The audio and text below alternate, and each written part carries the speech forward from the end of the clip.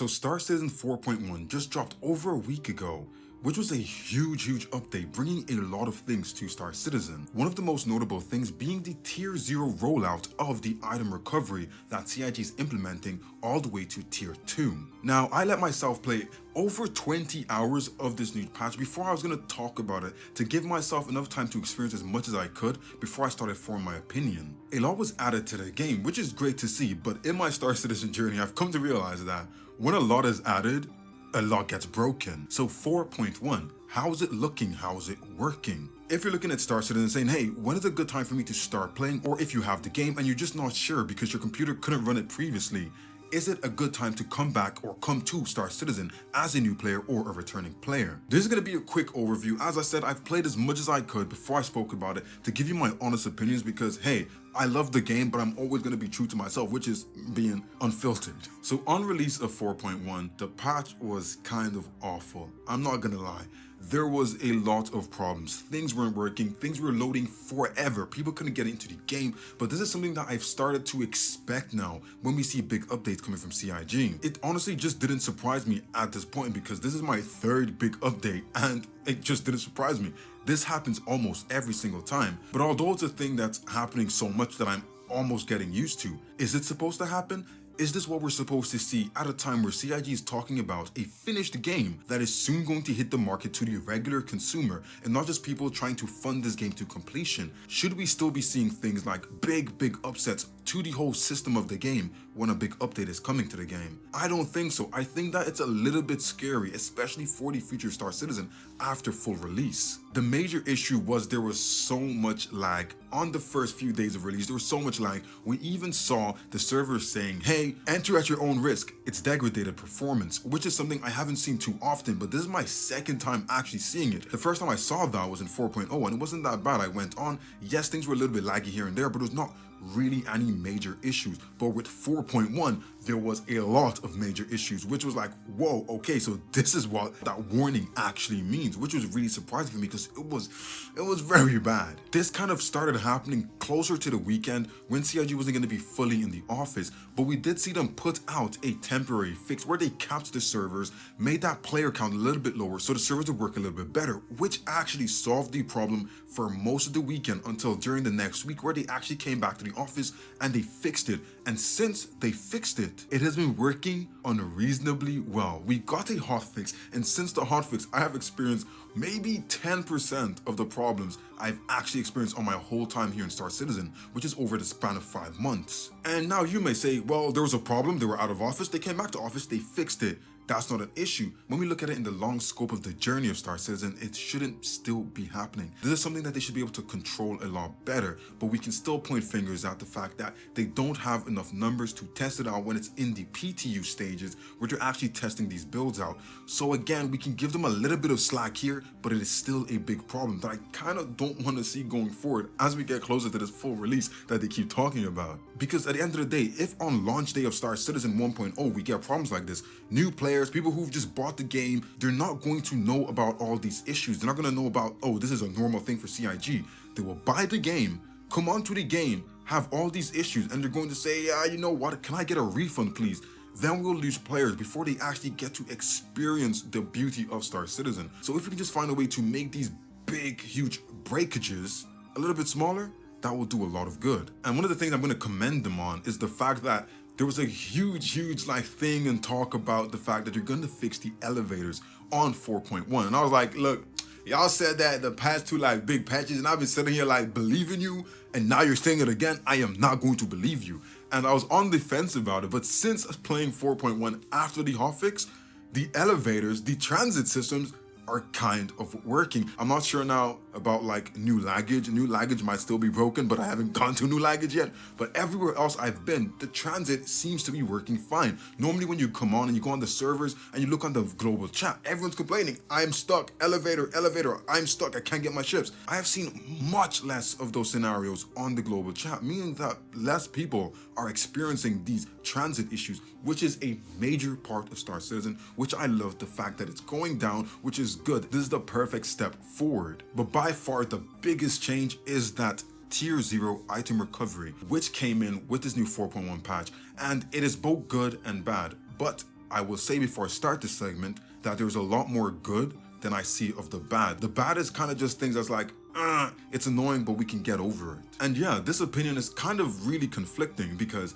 from a performance and implementation standpoint, I feel like this method with going from tier 0 to tier 1 to tier 2 is the best method because it gives them time to fix things that are broken before they just implement some huge thing that breaks everything. So I feel like this staggered implementation is the way to go. And tier 0 is not going to be here forever, it's just going to be here for the meantime. But the implications that come with it is a little bit annoying, and that's the word I'm going to use, annoying. Not the end of the world, but annoying. So what issues am I talking about? What are these issues? So mainly my thing is utility in weapons mixed with the new intensity of holding places or trying to get activities done in high traffic areas. Most especially the new area and the new global event that they added in Orbital Assault. If you're unlucky and you kill a player or a bunch of players and now you're out of ammo and you try to loot them, but then you find that they don't have the same gun as you, well, just take their guns instead, right? Well, no, you can't do that anymore. Tier 0 stops that. And if you're lucky and there's maybe NPCs around, that will have some bullets, but not a substantial amount. As we know, NPCs don't drop a huge amount of bullets now, but they will give you something to use. And again, if you kill a bunch of players or you see a bunch of dead players and you need a max lift, you forgot your max lift or your med gun, you can take it, right? Just take it and you can use that. Well, tier 0 stops that. And that's one of my biggest gripes with it because it stops the adjustments you make on the go. You might come out and say, hey, I'm going to do this activity. I think I'm ready. I think I have everything I need. You have the gun and the loadouts that you want. You get there and you realize, oh wow, I was mistaken. Something happens that forces you to have to adapt to the situation, and you try to adapt, but your guns aren't the right guns. And let's say you're in a contested zone and you kill a player and they have the gun that you need to adapt to actually combat this new situation you're at, then you can't take it. Now you're stuck with the loadout you have unless you want to die or just exit game to try get back out to restart again. That for me is a little bit annoying. I hate the fact that you can kill someone, you can kill players, and you sit there and you're looking at the things that you might necessarily need in that moment, but you just can't get it due to the fact that they've locked this thing down. When it comes to the armor, I don't really care too much about the armor. You can keep your armor, I don't care. I would have believed that they would have maybe locked down the armor segment, as this was the biggest issue, is people trying to get their armor. Lock down the armor segment, and the left-hand side where they have all these guns and utility weapons, they would have also left that unlocked. But then the truth behind this is it's a lot easier just to lock everything and not just single out the armor. So yeah, as devs, they probably thought it's just a lot easier, gives less problems and less chances for people to do glitchy things or dupes if we just lock down everything. So I get it, but it is very frustrating. And with the orbital assault missions that have been added, it gets really bad because sometimes you have to hold these caves. You have to hold the cave and you're there for maybe 20-30 minutes. If you are the gunner and you're at the entrance shooting down players who are trying to come and steal what you're trying to get, you run out of ammo. And you might run out of ammo and the ops don't have the same guns as you, and now you have no ammo. And if you don't have anywhere to store this extra ammo in that cave, you're kind of cooked and you're kind of going to run out of ammo. And this brings me to my second point about it, the fact that it changes the intensity of holding locations. Orbital Assault is the big new thing everyone is doing because it's the new thing. This is the new event. It's the new mechanic that they've added to the base game. This is in the game now, right? We're all doing this. When you're doing that and you're holding a location, I was at a cave for over an hour holding it, but it gets very frustrating when players can park with a medical vehicle that has respawns, fill it up a good distance away where they can still run up to the cave and to the place you're at, and you kill them and they just keep respawning while you are depleting your resources, staying in one place, trying to hold it, and they just have an unlimited supply of resources. They can die and spawn back in 2 minutes while you're scrambling to heal yourself, make sure your ammo is always loaded, and make sure you're not running out of ammo, make sure you have food and all these things, while they just get to keep coming at you with such intensity that it just becomes very frustrating. And the thing about PvP for me in most games is there's always a give and take. The give normally is a player is going to come and raid you, but they have to drag resources to you while you have all your resources that they're trying to take, but you have all your resources. The enemies, the attackers have all their resources while you have no resources. Star Citizen doesn't have base building yet, so they're not coming to your base. They're coming to a section or an area or a cave or a bunker that you are at, where you are the one who's defending, but you're defending at a deficit while they're being the offensive at a surplus. They have whatever they need out there. And if you don't have enough people, if you don't have enough ammo or bags full of all these things that you need, you're gonna get cooked. But there's only a very small amount that you can actually bring with you. Once your bag is full, once your suit is full, you can't bring any more, while they have the whole world to pick from. They can keep going back and going back and going back while you can't. So it's a little bit weird. The only way I kind of saw around this was to have a big group of friends, but not everyone has that, because people can come and drop you things and help you secure the outside as well. But if you're all stuck in somewhere trying to mine all these minables while keeping the entrance safe, you might not win this, and because you don't have all that unlimited resource, it gets annoying. And honestly, when people figure out, oh, this is the weapon they're killing me with, they're going to bring a weapon with ammo that you can't even use. So they're going to force you to run out of equipment, force you to run out of utility supplies. And that leaves you so defenseless that it just gets really aggravating. And apart from that, there's not much else I can say that's wrong with the Tier 0 system right now after playing over 20 hours. The only other concern I have is they've said we have this Tier 0 system, and a lot of you guys are telling me that they haven't given a date for when you're implementing Tier 1. It could be months, it could be weeks, it could be years. We don't know. And that's a little bit scary for me, because it's like, what do you mean years? I have to deal with this for years? We can't have this for years. But it's not that bad. I will commend it on the fact that it's allowing people now to play the game more freely. A lot of more players aren't scared anymore. A lot of players who would be running away from fights and trying to quantum out of a dogfight or run away from a PvP fight on foot for FPS, they're actually giving themselves a shot to fight back, which is a thing that I do believe will deter griefers. It will deter murder hobos. A lot of these people don't actually want to fight you. They want to jump you, and they know that you'll probably try to run away, and in that act of running away, that's where they're going to get the upper hand. So now, if you're turning around to sprint back and say, hey yo, what's up homie, let's run it, they get scared off. They don't want to fight you because they're coming out in stealth ships that are normally smaller, and they're going to be a little bit more squishy than your ship. But because you're willing to fight now, they get scared. So I do feel like it's going to deter a lot of stupidity, murder hoboing, so that's a good thing, and it just allows people to play a little bit more freely, which I really love to see. CIG have also added a bunch of new vehicles that really open up the world of possibility on a smaller scale.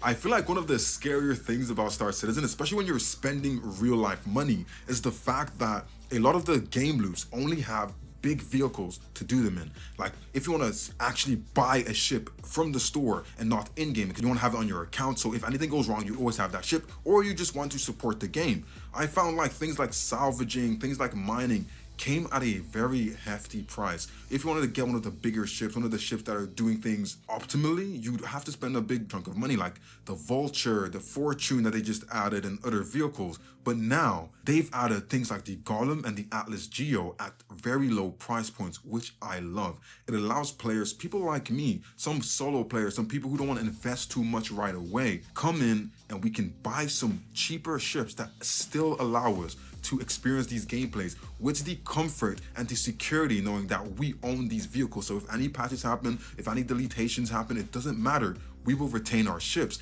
This is beautiful. This is going to open up a world for new players to come in and be like, okay, I can buy this beginner pack, this starter pack, and I have this ship that says salvaging. Ooh, I like the sound of that. Let me do that. They don't see a big, huge price tag with like $150. Like, whoa, okay, I don't know what to buy now. I'm just gonna buy the base package. So this is really gonna help CIG make a little bit more money, because people are gonna be a little bit more willing to spend $60 than spend 150 or something. So that's really good. And I feel like it closes the gap for single players, for solo players to come in and be able to do things with a ship, with things that make it a little bit easier for us while we're still enjoying the game, and we don't have to be relying on the huge vehicles that actually take up a lot of our time. And I have to commend them on the align and mine situation. That is a really good thing that I'm hoping and praying that it actually stays in the game long term, because it's super fun. The fact that there's so many bits of it and you can stop anywhere. That's what I love about it. You can start a line in mine, you can stop at the first stage, the second stage, or the third stage. Is all up to you.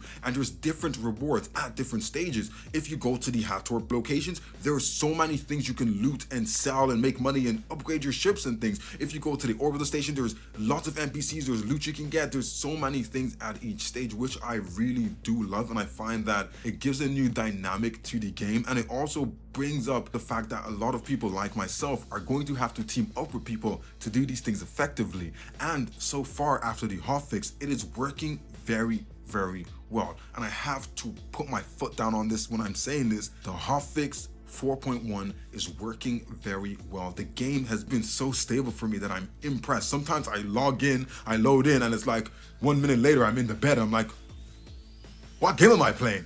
It took me a whole 60 seconds to load in, and the lag is really, really reduced. And I didn't upgrade my system past what I've already done, and it's working a lot better. So playability that CIG was talking about, they're doing a really good job at that. And if I look at this compared to the other events that I've played during my time here, it's a lot of the other events weren't working great, like say Stanton, Fight for Pyro. They weren't working great. A lot of the missions were bugging out, a lot of the things were bugging out. And that's one of the things where I like when CIG adds things where there's not really a mission, but it's like, use your own initiative, use your own, like, what do you want to do? Go do it the way you want to do it. I love those kind of things because it builds immersion, because it gives me the choice, and I'm doing this outside of a system, so it feels like I'm doing this organically. It feels like everyone who's there is there organically, just choosing to be here and they're not being sent here by any mission. But yeah, this is a really, really, really stable time in Star Citizen, and I feel like 2025 is looking good. If CIG continues in this fashion, where they're giving us things that aren't so hard for them to put into the game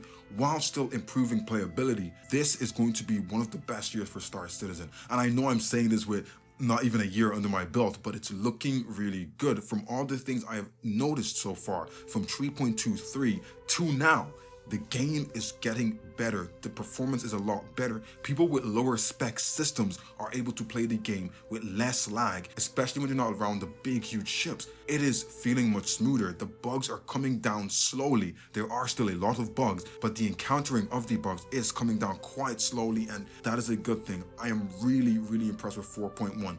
So if you're looking at Star Citizen and like, hey, should I start playing Star Citizen? Should I go, or should I come back to Star Citizen? I think this is a really good time to start playing Star Citizen. This is a good time to come into the verse and join it, because it is a good time. Everything is looking good. They've added so many new things. The world just keeps getting bigger and stability just keeps getting better. So if you're looking to come to Star Citizen, would I recommend it right now? Yes, I would, especially with all the deals they're doing right now for starter packs. Go get yourself a starter pack, man. Invest in the game. Come join the verse. But yeah, I'm really impressed with their efforts this year so far. Let me know how your 4.1 journey is going. How are you feeling about it? How are you feeling about all the new things? How do you feel about the Tier 0 system? Are you like, hey, Tier 0 is perfect? Or are you like, yo, we need to get beyond this right now? Like, get some Tier 1 in and Tier 2 in quick, because that's kind of where I am at. It's not super urgent, but I'm kind of like, okay, I'm a little bit over this now. Let me know all your opinions below on all the changes that CIG is making, how they're going forward with all the things they're adding. Are you liking it? Are you not liking it? Let me know. Let's have a conversation. If you like this video, make sure to like, subscribe, join the party, and I'll see you guys in the verse. Yeah.